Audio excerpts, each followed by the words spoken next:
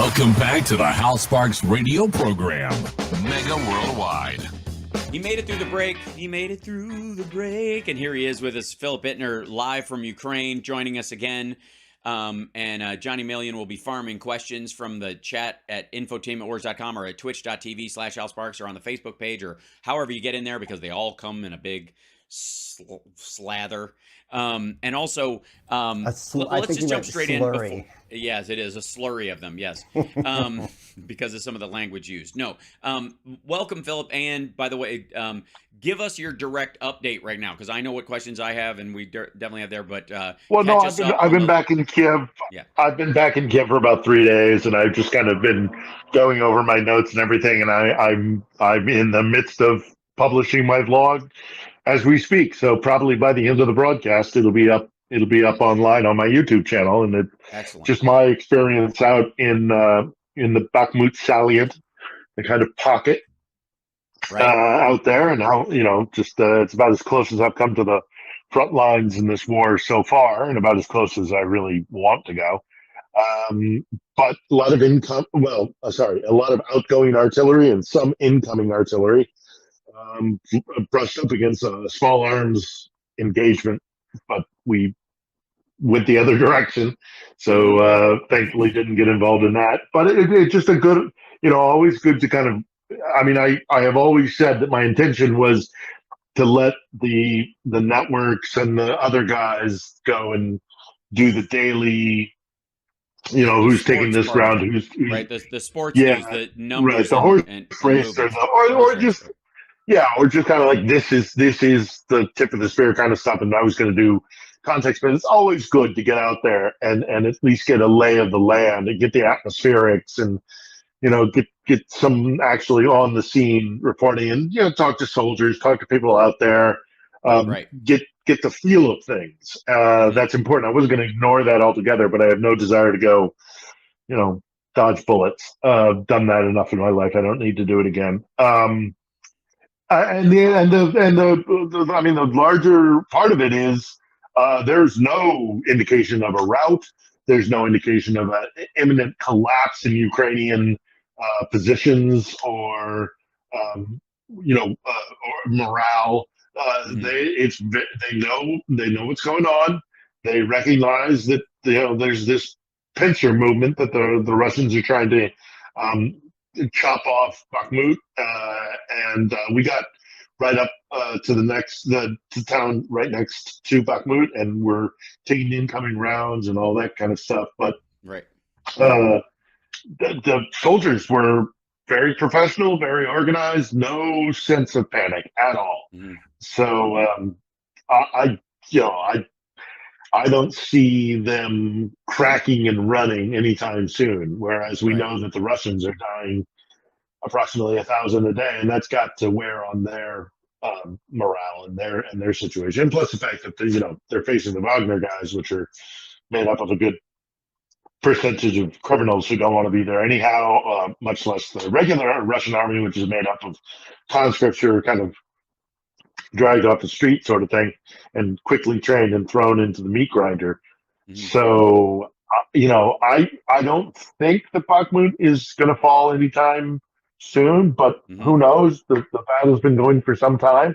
But even if it does fall, I think the Ukrainians are preparing for two possibilities. Either they're going to find a weakness in the Russian army that they can exploit because the Russians are overextended, or they're cracks in their lines, and they've got enough offensive capability in the region to exploit it. But at the same time, I also see them digging in for defensive positions if they have to fall back from that Bakhmut salient and fall back to the town I was in, Chasiv Yar, that kind of border area, because I saw them preparing for the potential of a battle there. So it's on a knife's edge, as I say in my vlog, and I don't know, but it is not a lack of coordination or cohesive military structure. The Ukrainians are holding strong. Right. So people, and sadly, on the other side of things, and of course, between both of these armies, the people are suffering. It's the place is blown to hell. Pardon my French. Yeah, right. I'm pretty sure that's a German root word, but we'll I get think I there. can get away with that. I think I can get away with it. You totally can. Anyhow, and as I say, so despite what the military situation is and the morale of the Ukrainian troops, I could not poll the morale of the Russian troops because I was on the other side of the line. But it's the people who get caught up in the middle, and it's what war is. It's that awfulness of war. I thought, taking away of course, people's that the agency. ICC this week That's the issued other an big arrest news, warrant for Vladimir Putin for war crimes. And the reasoning, for the warrant itself is very telling, because there was a lot of whataboutism on social media back and forth about, then why don't George Bush and everybody else, well, when are they going to do it for George Bush? When ultimately the reasoning behind the warrant was not any particular activity between combatants or a civilian fighting or any kind of stuff. It was about specifically the abduction of children. Which they openly admit they do. Yes. So they publicize it. Right. So in the whataboutism, it kind of, it answers itself. What about George Bush? And, the whataboutism, the whataboutism is only people who are trying to not look at Vladimir Putin and Russia's crimes, because everything is seen through. Everything is seen through the prism of Americanism. Everything is seen through the prism of the guilt of the West and the complicity in some, whatever you think may have happened in the wars that have happened since 9/11, or, even going further back into kind of American quote unquote imperialism. But this is not that. Because if people who make that claim actually took the time out to read the charges that came out of The Hague, it's because so two people were charged. Okay, two people have been charged. It is Vladimir Putin himself, and it is the woman who runs his basically federal child services, because they openly admit that they are in the process of doing this. They have held press conferences together. Maria Alexeyevna, something Belova, right? Yeah, yeah. She's a blonde woman who held a press conference. Well, not a press conference, but was filmed bragging about adopting, quote unquote, a child from Mariupol. And Putin is congratulating her on this. I mean, they're openly admitting, and that's just one instance. That's the most flagrant abuse of it. And that's, I think, where this stems from. This charging, because they're in public, they're saying, we're taking children and we're de-Ukrainianizing them. We're purging them of their Ukrainian Banderasi Nazi tendencies, and we're teaching them how to be good Russians again. Well, I mean, that's how they look at it. The rest of the world and Ukraine sees it as taking children away from a town that you committed, just indiscriminate bombing and civilian deaths, and created orphanages, and then packed them all into buses and drove them across the border to Rostov-on-Don, and then spread them up through the country, through adoption services. And this woman who works with Putin admitted to doing just that. In her mind, she's adopting and rescuing this poor Ukrainian child, and I'm saying that with deep sarcasm and derision. But the reality of it is, they're stealing kids, and that's part of the, if you read the UN Charter on crimes against humanity. I believe it is 7 or 12 tenets of it, of what it is to commit with genocide. Part of it is abducting children and doing ethnic cleansing and the abduction of children. And that's exactly what they're doing. And so the ICC, has made this decision. It's of course largely symbolic, because who is going to actually nab the president of the Russian Federation? But if he goes anywhere, it's effectively it's a travel sanction. He can go to Pyongyang. He can probably go to Tehran if he really wanted to. And he can go to China. He could go to Damascus. He can go to China. which we'll talk about but next as well too. On the other side, yeah, but you do notice the day after he did his big he did a tour of Crimea, which I don't think he's really done since then. He went to Crimea to say, I can still move around. My country's so big, I mean, that's kind of the messaging that happened. But yeah, no, nobody's going to go and abduct Vladimir Putin and bundle him into a plane and fly him to the court. You know, he's unlikely to go to Davos again. He'd be lucky if they did, because if anybody bundled him into something against his will, a plane or a train or an automobile, he's not going to come out the other end. He's got a sack over his head and his hands are tied. Yeah, exactly. And he's going to make one video and then he's going to vanish and, retire in dirt Napistan. But one of the or off the Elba in proverbial Elba in the Black Sea somewhere. Right. So the Japan Times broke a story that Chinese munitions and the U.S. confirmed it, that Chinese munitions are starting to show up in field, and it's largely they're not sending the assault weapons, the like equivalents of automatic weapons. They're sending their equivalent of the even though it's designed to look like an M16, they're sending the equivalent of an AR-15. As bad as that is, and as terrible it is in a civilian environment, it is not the total war machine you would want in these kind of circumstances. You would want, and they modify them for full auto once they get to Russia is the idea. So they send them over as, this is how they've ended up there.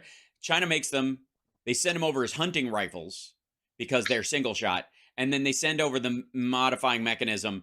Somebody in Russia converts it to full auto, and then they send them to the front line. They're still not designed for that kind of capacity, though, because we've talked about how like the barrels on artillery guns heat up and have to be changed out. The same thing is true of machine guns. If you have a gun that's really for sportsman use or show off use at a range one day, but not continuous daily use and the like or whatever, but they are showing up there, and this is going to ratchet up the relationship issues that China and the U.S. has going forward, because this is a toe in the water of China supplying arms to Russia. It's still not what they need. It's, they're sending them parts, and they're sending them, these, what they call hunting rifles, which look exactly like the AR-15. Well, I mean, if you decide, if you're the Kremlin or if you're the Russian Ministry of Defense, and you decide that what you're going to win this war by sheer numbers and not by any kind of good tactics or any kind of sophisticated weaponry, then it suits that model just fine. But the Ukrainians are getting tanks and infantry, high-end fighting vehicles and artillery. High-end, effective artillery, just because you have more guys with AK-47s or, small arms, or, in whatever, AR-15s, it's not going to matter. It's not, well, I say it's not going to matter. It is a different tactic, and it may just, by the weight of sheer numbers, they might win. I don't think that's going to happen. It beats the rifles from World War I we've seen. Let's take a break, and we'll come back with questions from the chat room at infotainmentwars.com or at twitch.tv/AlSparks or on the Facebook page. Get him to Johnny Million. He'll ask Philip what's going on over there and the myriad of issues that are coming there. I happen to think this is a private deal financially with members, supporters of the Wagner Group, and that's the workaround. That's why nobody in Russia knows exactly the numbers of it. So we'll be back. We'll talk about that on the other side. Might be involved. Yeah, I don't know. Right. We'll be back.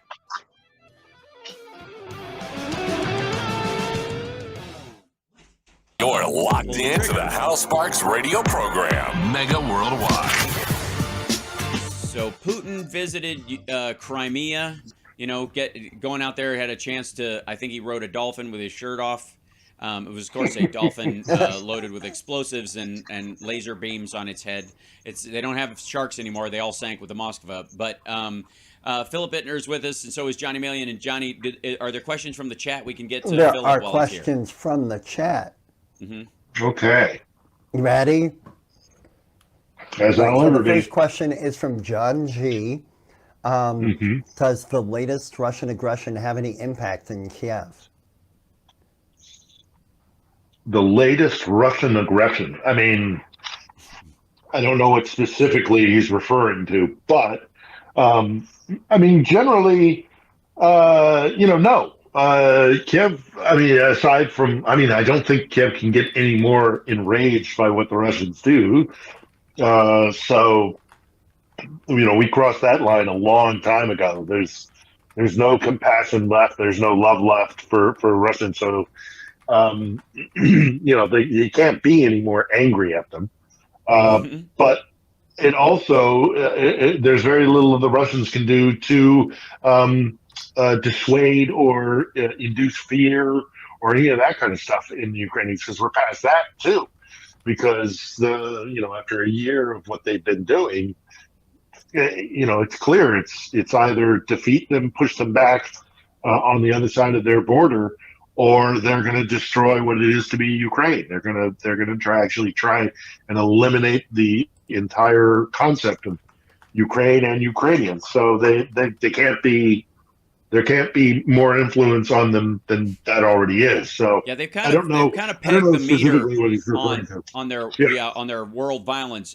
Interestingly enough, two other things too. That Turkey made a big move towards ratifying NATO membership for Finland. They were holding out on that. Mm-hmm. They've now signed off on it. They Erdogan met with the Finnish Prime Minister. They had a good meeting, and then that was that. So Finland is going to be a member of NATO. That they removed their objection, and then the Moldovan Prime Minister announced this week. That they said they're not worried about a war in Moldova from Russia as long as Ukraine holds out, meaning that they're basically saying, look, if you let Ukraine down in this situation, we're next. Was one of we're next. Yeah, and they know it. That's true. Well, they know. They know. Yeah. I don't know why it is so hard for people to get it through their heads that Russia is a very serious threat and an aggressor, and has malintent in mind. All you have to do is ask all the people that have ever lived under the yoke of Moscow. They'll tell you. More than anybody else, they'll tell you, we don't want to live like that. Mm-hmm. Why is it so hard? This narrative of that it was NATO expansion. It wasn't NATO expansion. It was countries running into the arms of NATO to create an alliance and allegiance against the Russians, because they knew the nature of the Russians to be aggressors and to be to oppress their near abroad. So, it's the Poles, the Moldovans, the Baltic states, the Czechs, of course, in the Caucasus, the Georgians, and no less here in Ukraine. So, it's always those guys that seem to be warning us of the risk of Moscow. We just don't listen. The second domino gets nervous every time, MTG talks or something like that, and with good reason. Let's grab another question. Sure, I've got a question from Karen Webster. What is happening in Moldova? Well, you just kind of talked about it. There's the constant threat that they're going to try and do some sort of coup, that they're going to overthrow the government and install a puppet governor, puppet power structure. They've stopped several attempts at that. They've caught people. They caught people in Poland recently who had that same sort of aim. I mean, you got to understand how effective their intelligence agencies are. They're really good at destabilizing countries. So that's what they're trying to do in Moldova. And as we already discussed, Moldova is of the mind that as long as there's a fight going on, they'll stand with the West, and that'll be somewhat of a shield for them. And by that, I'm including Ukraine. So we got another one? We do. Nick Rich 56 wants to know, what does Phil manage to do to unwind or relax? Oh, yeah. Life going on. Well, I mean... if at all. I mean, there's stuff to do. There's always stuff to kind of like tinker around on, trying to improve my output and my content.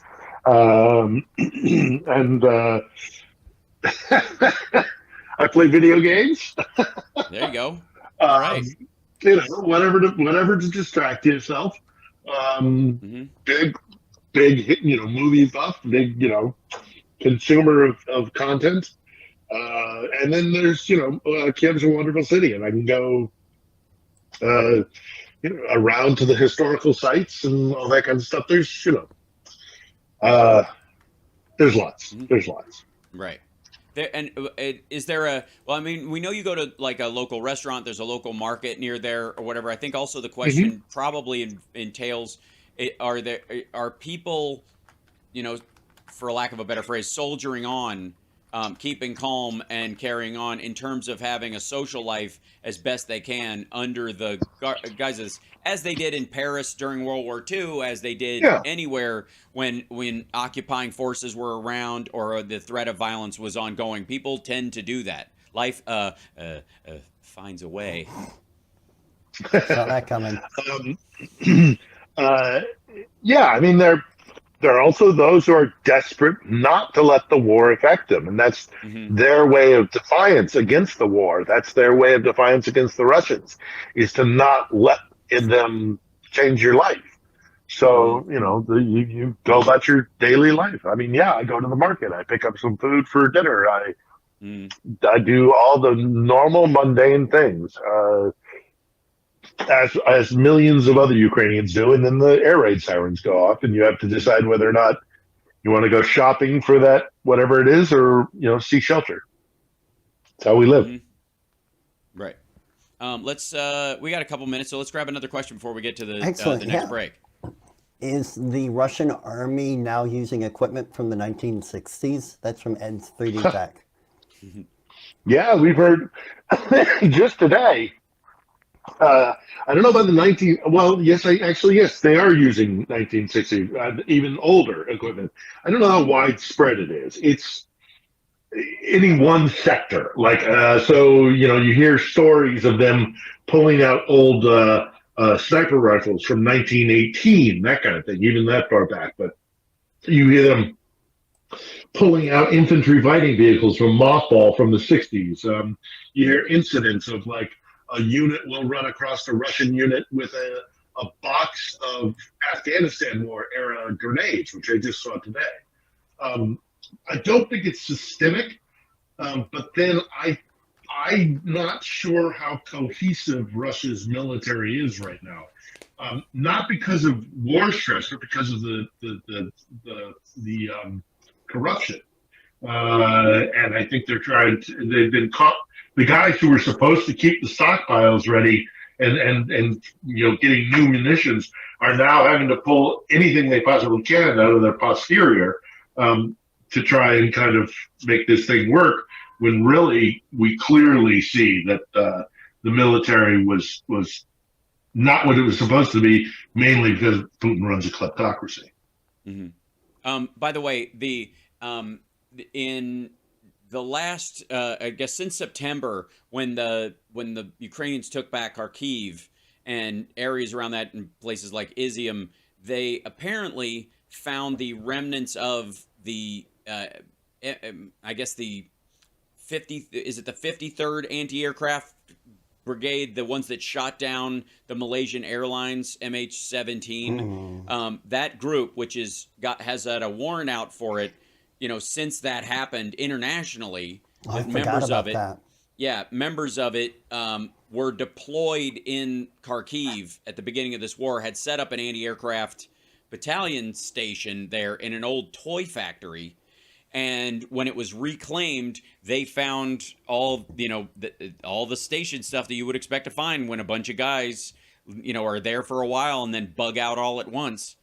And that they had set up and effectively relatively close to the same area they were when they fired on the passenger jet. 200, almost 300 people, 298 people died. Yeah. Something like that. Yeah.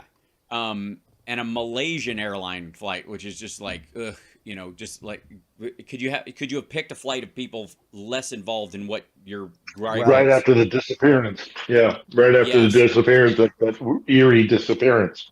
Yeah, exactly. Yeah, and the guy who we have radio transmissions receiving information about the downing of the flight, and then the recognition that they had not shot down a military plane, but they shot down a civilian flight and instantly called for the cover up of it. A guy by the name of Strelkov, who went by his known gear was Gierkin.